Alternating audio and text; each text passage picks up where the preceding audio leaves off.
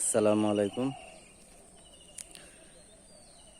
এই হলো আমাদের নেপিয়ার ঘাস।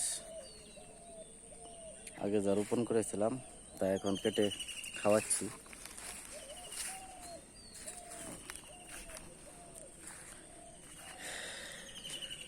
দেখেন,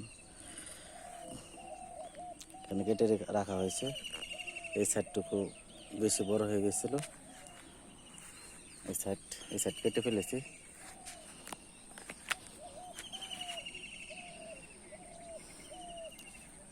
এই সাইড কেটে খাওয়াচ্ছি গরুকে।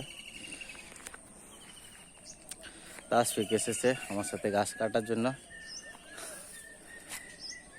তাসফিক, তুমি ঘাস কাটতে এসেছো?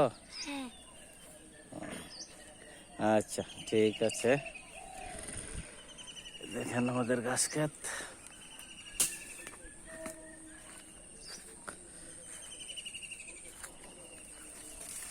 হলো নেপিয়ার।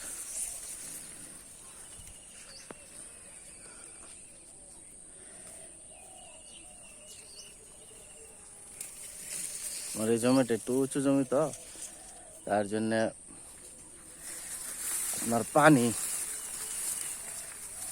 তেমন ভাজে না। এই জমিটুকু শুকিয়ে যায়, পানি দেওয়ার পরে পানি আপনার শুকিয়ে যায়।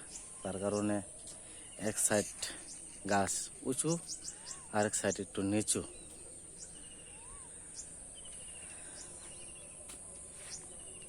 পানি না থাকার কারণে এই অবস্থা হয় আর কি। আর বৃষ্টি না পড়ার কারণে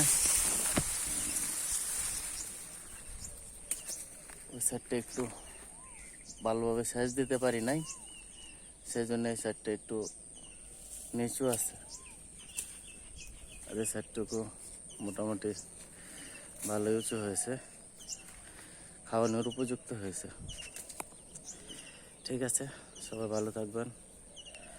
আসসালামু আলাইকুম রহমতুল্লাহ।